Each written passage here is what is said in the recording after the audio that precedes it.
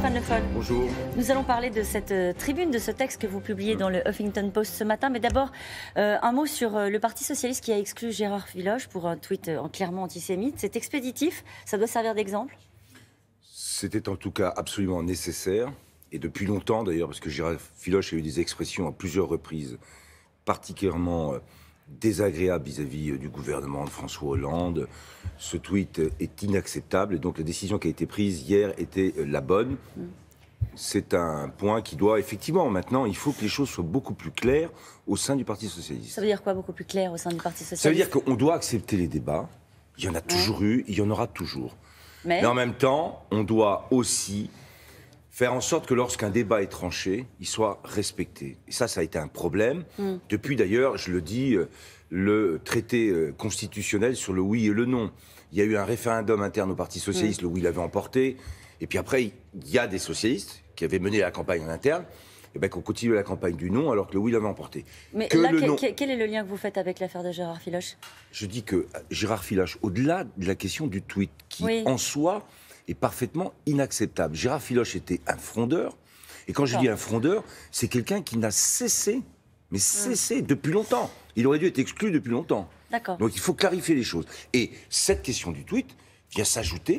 Les valeurs du Parti Socialiste ne sont pas compatibles avec ce genre de tweet. Une phrase qui est très commentée ce matin, elle est signée Manuel Valls. Alors il s'exprimait en espagnol dans un débat organisé par El País, et il dit il y a un problème avec l'islam et les musulmans en France. Ce genre de phrase... Est-ce que vous condamnez déjà cette phrase de la part de Manuel Valls? Je ne sais pas exactement dans quelles conditions, parce que c'est un débat organisé par El País. Oui, El País en espagnol. Enfin, bon, donc moi, j'apprends, et vous me le dites, c'est tout ce qu'il ne faut pas faire et tout ce qu'il ne faut pas dire. L'islam est une religion, et comme toutes les religions, elle a sa place en France, dans la République.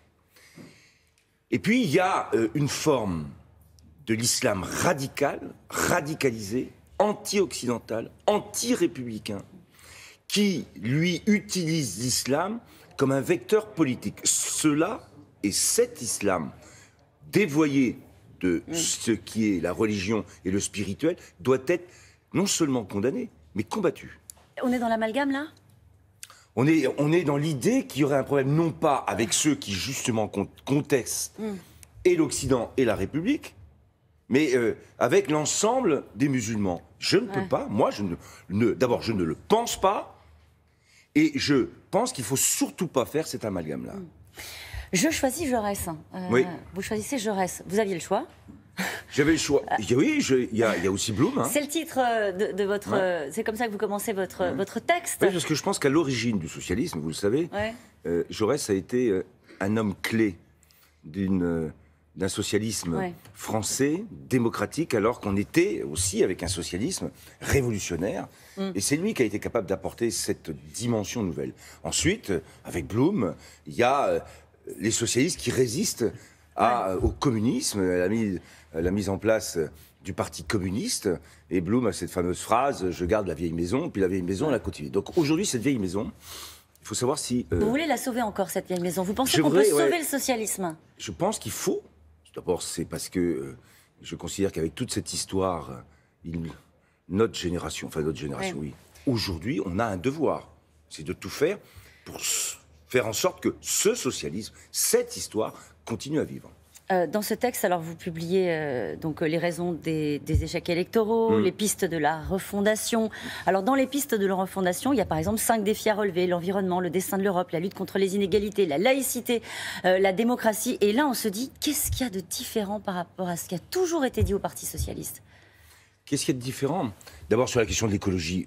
Elle est maintenant totalement intégrée, alors que ça a été un débat, vous savez, entre les socialistes.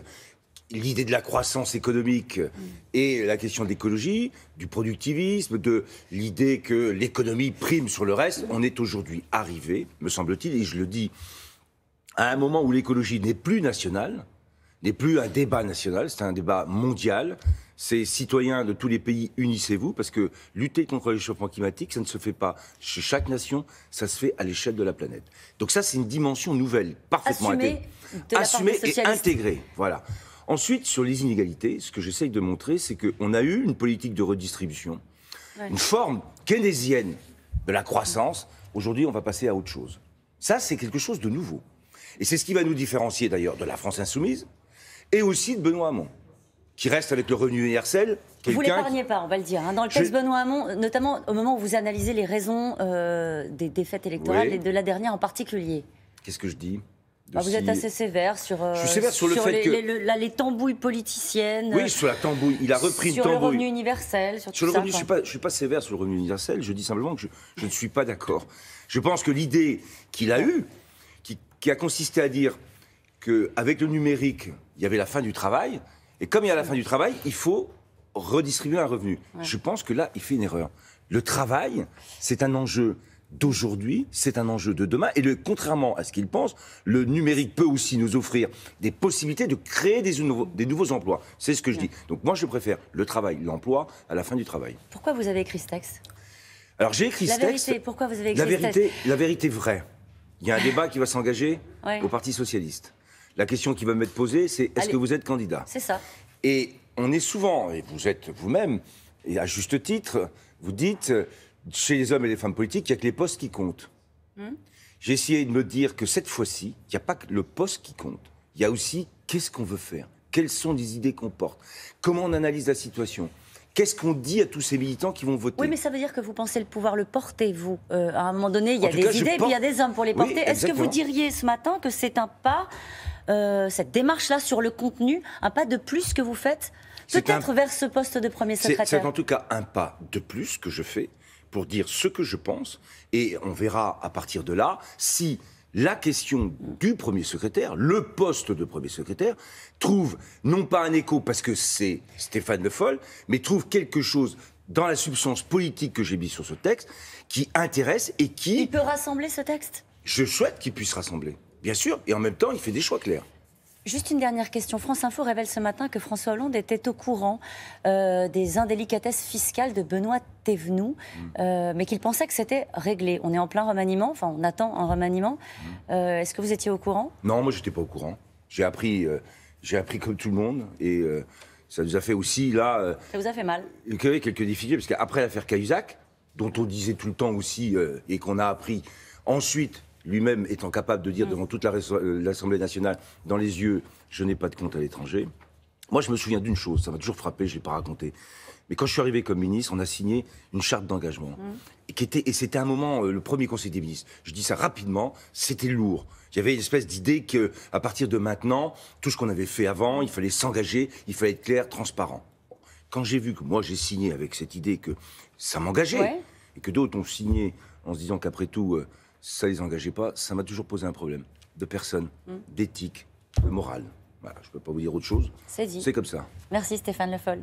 C'est à vous Laurent. Merci Caroline, merci à tous les deux et passez une très belle journée.